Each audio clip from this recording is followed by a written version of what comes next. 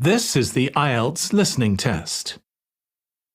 You will hear a number of different recordings and you will have to answer questions on what you hear. There will be time for you to read the instructions and questions, and you will have a chance to check your work. All the recordings will be played once only. The test is in 4 parts. At the end of the test, you will be given 10 minutes to transfer your answers to the answer sheet. Now turn to Part 1.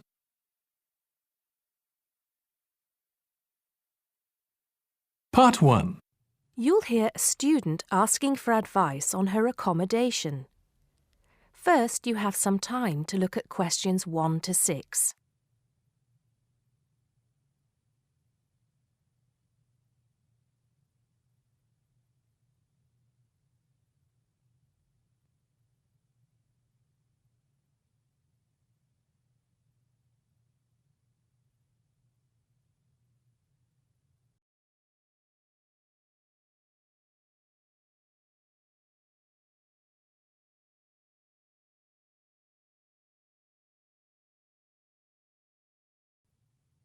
Good morning. So, what can I do for you? Well, it's about the accommodation where I'm staying at the moment. First, can you give me your name and address, please? Yes, I'm Maria Dominguez, and the address is 12 Pine Tree Terrace. It's in Westcliff.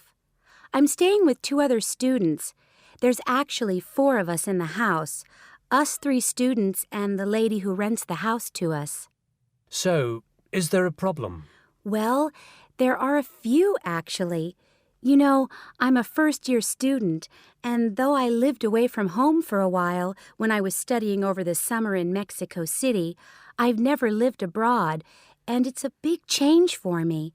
The course is tough, but that's not the main difficulty. I'm coping with that up till now, anyway. The accommodation was arranged for you by our office, wasn't it? It's a nice place by the sea. Okay, but it's difficult. There are only a few buses, and it takes about 50 minutes. It's just so far away, and there's no way I can get back if I want to stay on after 7. And also the other thing is, there's nothing to do there. It's basically just a village. All my friends stay on campus. What about the girls you live with? Do you get on with them? Well, when I see them, but one of them is hardly ever there. Mostly she stays in a house with friends. They've got plenty of extra space, you see. The other girl is quiet as a mouse and hardly ever leaves her room. The landlady's friendly enough, though a bit forgetful, and she doesn't keep the place very clean. I don't have any real problem with her as a person, though. I understand it's rather far away, so I suppose you'd like us to find you a place in the halls of residence or closer by in the town. That would be good. You did say in your brochure that most first-year students are offered a place in halls. I think it actually said final-year students have priority there. They need the library facilities more for studying for their finals. Before you hear the rest of the conversation, you have some time to look at questions 7 to 10.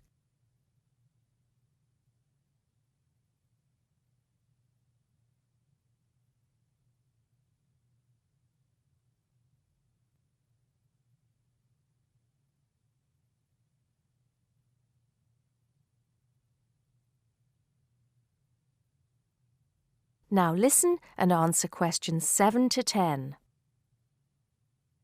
Anyway, let's see what we can do. Just a moment, I'll check what might be free. Sometimes students drop out or move from halls, though we were full at the beginning of term. By the way, have you checked the student notice boards? You know there's one in each of the 4 colleges, don't you? There are often requests for people to share houses, and it can be quite cheap. No, I hadn't thought of that, but it's a bit of a risk living with complete strangers. Now, I see there's a room free in Hillside College. That's the one with the tall tower, right? That's it. It's the smallest college and has a reputation for being quite fun. Oh, but it's a shared room. Would you consider that? That's going to be a problem for studying, isn't it? What if she plays music all the time, and maybe we won't have anything in common? Maria, I see you're studying history. So is this girl, Francesca. She's Italian. Well, at the moment I'm doing the General Humanities course, which includes history, but actually I'm planning to change to literature quite soon. That's not the thing, though. I really want a room on my own. Right. I'm afraid I don't see any other openings. There's nothing showing up on the computer, at least on campus. Well, if I have to stay where I am now, I'm going to find it more and more depressing. Here's one more thing we can try. The university owns several places on the Thanet Road and also by the West train station. Both of these are about a 20-minute walk down the hill. They're not the newest of buildings, but I could check for you. Can you come back tomorrow? Oh, no, that's Saturday.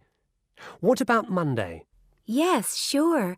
I'd really appreciate it if you could do something for me. Let's hope so. That is the end of Part 1. You now have 1 minute to check your answers to Part 1.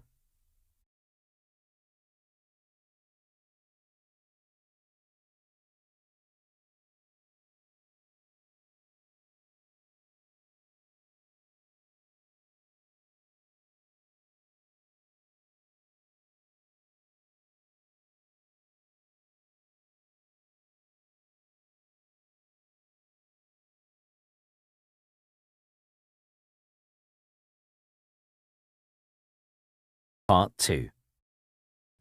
You'll hear a man talking about living and working on Trinidad. First, you have some time to look at questions 11 to 15.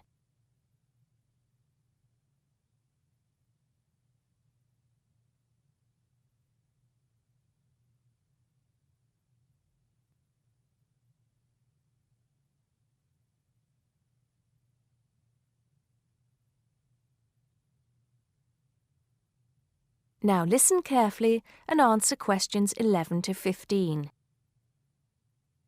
Hi, I'm Steve Pinfold, and I'm here today to tell you about my gap year, which I took about 20 years ago. Unlike many students these days who go travelling or get some work experience between school and university, I decided to do something completely different after finishing my degree. I applied to work for a charity organisation. What it does is it sends people with particular skills to countries where those skills are needed. Apart from having some experience teaching English to summer school students, I didn't have any particularly useful skills, I thought, but luckily I was still accepted. I had to find the money for the flight, but you get free accommodation. I stayed with a family of 5. And you do get paid, but not much. It's a bit like pocket money, enough to get by. I worked in an orphanage and taught English at a local school. Where was I? Well, originally I was going to be sent to a village in India, but at the last minute the organisation decided to send me to Trinidad. Now, this is a fascinating place. It's an island in the Caribbean. Well, in fact, the country is actually 2 islands. The smaller one is called Tobago, which is connected somehow to the word tobacco.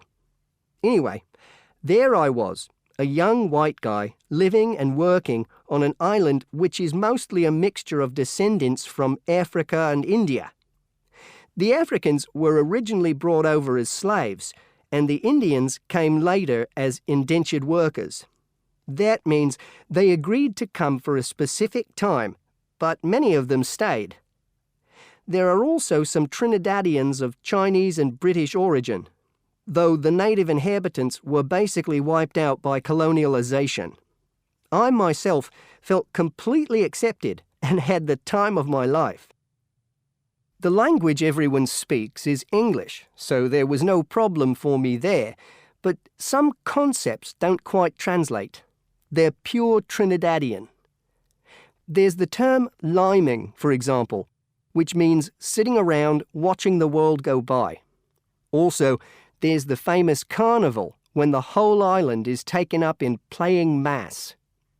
For a whole month, around February or March, it depends when Easter is, everyone's busy preparing costumes, practicing calypsos, soca and steel pan music, and most importantly, partying.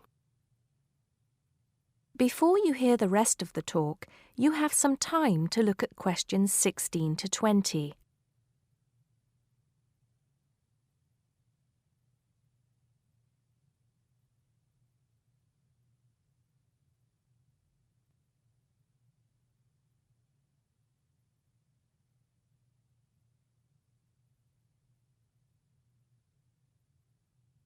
Now listen and answer questions 16 to 20. When the actual official carnival starts, it's days of 24-hour dancing in the streets. In Trinidad, it's called whining. You've probably seen this sort of thing on TV, in the more famous carnival in Rio, or even at the Notting Hill Carnival in London. Many people joined bands, each one of which has a theme. For example, the Sea or Jungle Fever, and they have costumes designed and made to go with the theme.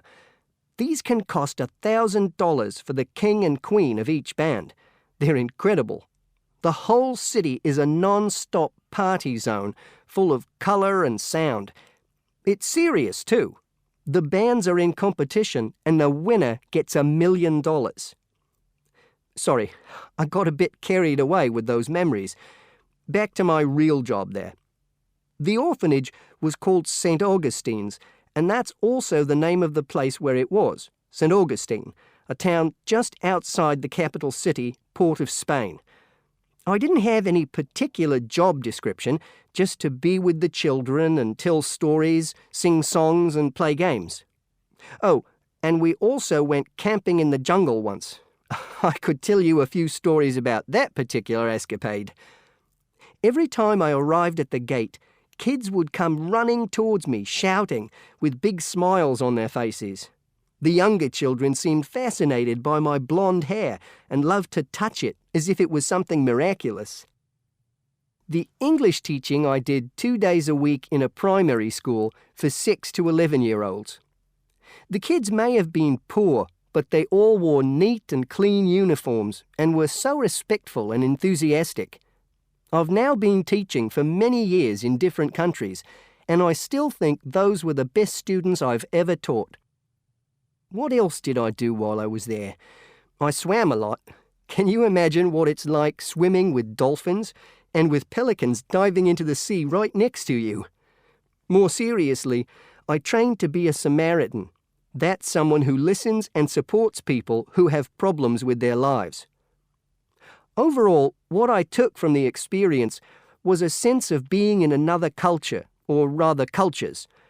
As humans, we all share many characteristics, but we express ourselves in various ways. In Trinidad, there are lots of different communities and religions, and so many different kinds of festival to see. Hindu, Muslim, Christian, as well as some rather mysterious African traditions. There are quite a few Rastafarians too. Trinidad is, as Americans are fond of saying of their own country, a melting pot, where everybody is greeted warmly. Go and see for yourself. I'm not sure how it's changed since I was there, but I'd love to find out. That is the end of Part 2. You now have half a minute to check your answers to Part 2.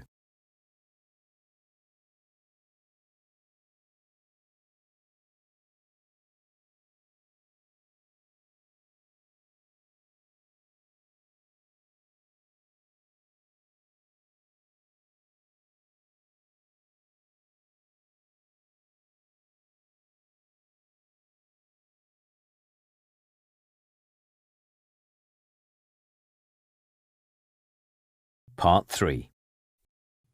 You'll hear two students talking about different aspects of their university. First, you have some time to look at questions 21 to 26.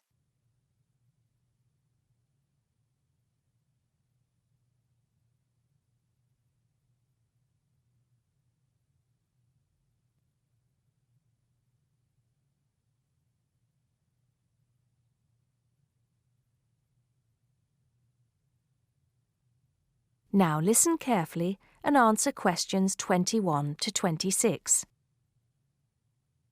Great party last night. You should have come. But anyway, so what have we got to do here? We're supposed to fill this form in by ourselves, but I'm sure it's okay if we chat about it first, don't you think? Yeah, sure.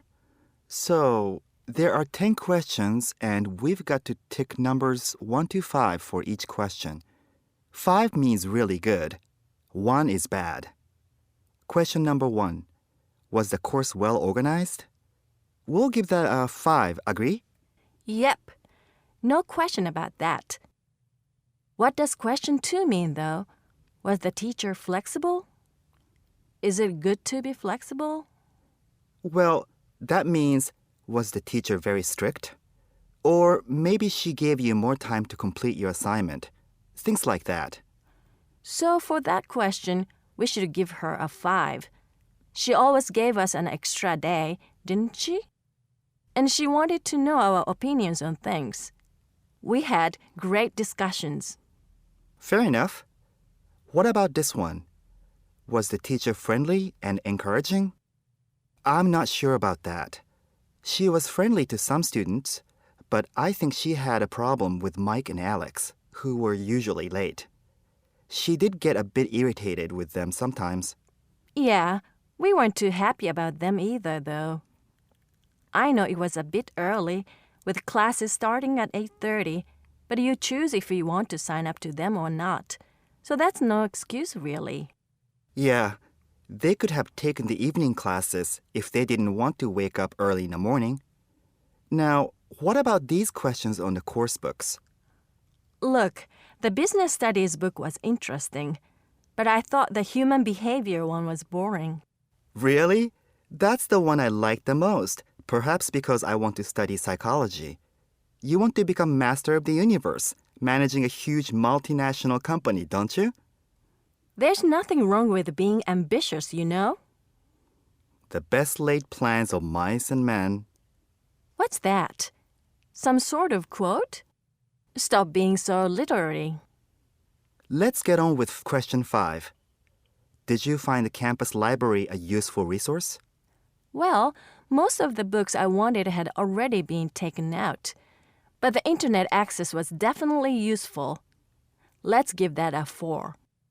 Okay, and the staff there were always friendly and helpful. Before you hear the rest of the conversation, you have some time to look at questions 27 to 30.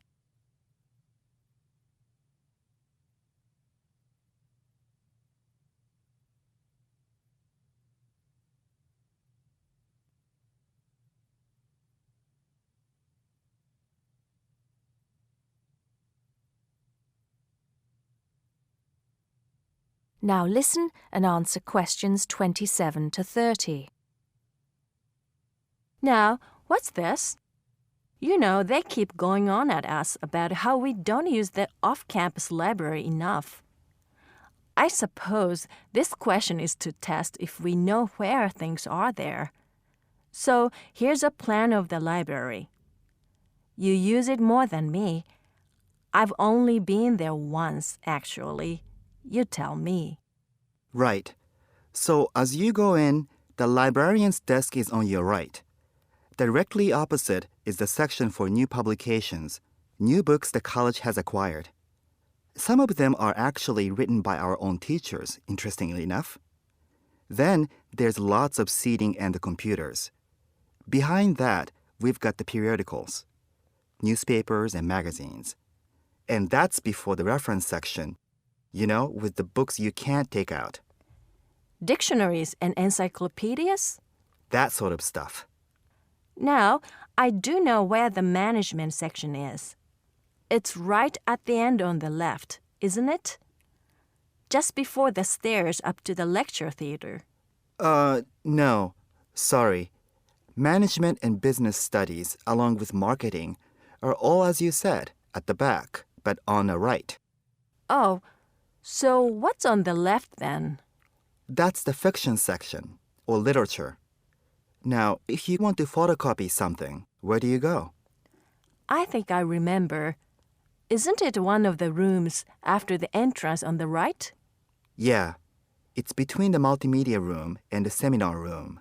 They're all behind the librarian's desk. What about the toilets? For those, you have to go downstairs. That's where the computer studies section is too, for some reason.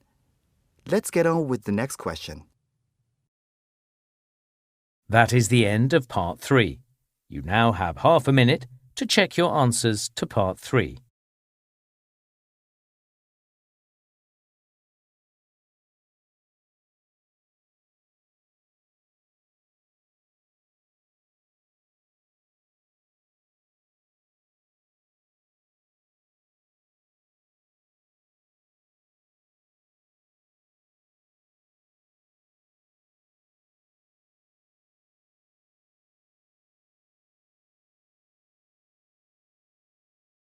Listening, Part 4. You'll hear a lecturer talking to students about sport in Ireland. First, you have some time to look at questions 31 to 33.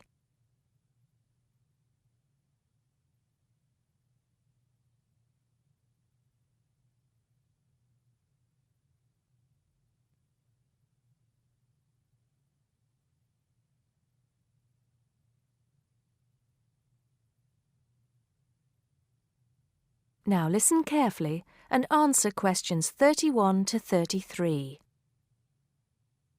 Now, today we're going to be finding out about the most popular sports in the Emerald Isle. That's Ireland, of course. Can you guess what they are? Well, there are these two lesser-played games, a form of rounders and Gaelic handball. But we'll start with one which is perhaps over 3,000 years old, arriving in Ireland with the Celts, some claim. That may be a slight exaggeration, but I consider it to be the fastest field game in the world, and it goes by the name of hurling. Well, that's what it's known as in the English-speaking world anyway. So, what do you have to do? You've got 15 players on a team, one of them the goalkeeper. Each one has a stick called a hurley. Here you are. I've brought mine along. Had it since I was at school.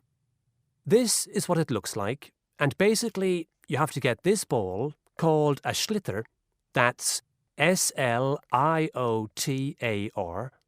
so it's not spelt the way it's pronounced. You hit it into the net for 3 points, or you can hit it over the net for 1 point. The goal looks like the letter H, with the net under the crossbar. The goalie has a bigger stick than the others to help keep the ball out. You can also catch the sliotar and run with it for 4 steps maximum, or bounce it on your stick. Is that clear to you all? I'll be showing you a video a bit later, so you can see what a game actually looks like. You might like to think of it as a mixture of lacrosse, hockey, and baseball. Oh, and it's played by women too, but it goes by the name of camogie in that case. Before you hear the rest of the talk, you have some time to look at questions 34 to 40.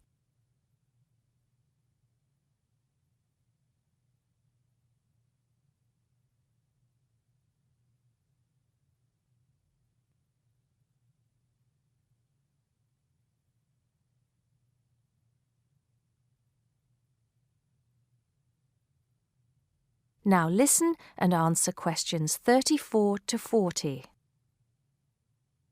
I'll give you a bit of the history, shall I now? Generally, the golden age of the game is considered to be the 18th century. But systematic rules were first agreed and drawn up at that great shrine of learning, Trinity College Dublin, in 1879, founding the Irish Hurling Union, closely followed just a few years later by the formation of the Gaelic Athletics Association. With greater organisation last century, the All-Ireland Hurling Championship got off to a flying start, and I'm proud to say that my own native city of Cork has won more than 20 titles over the years. But then, so have Kilkenny and Tipperary. Is it only played in Ireland? No.